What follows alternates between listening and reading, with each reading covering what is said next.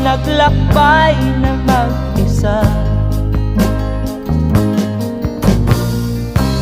upang aking malimutan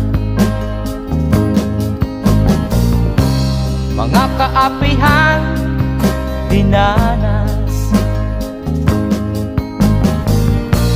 Ihahanap ng kalunasan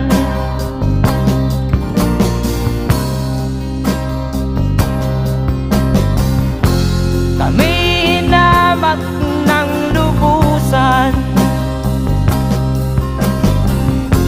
hinapit, tinatawanan,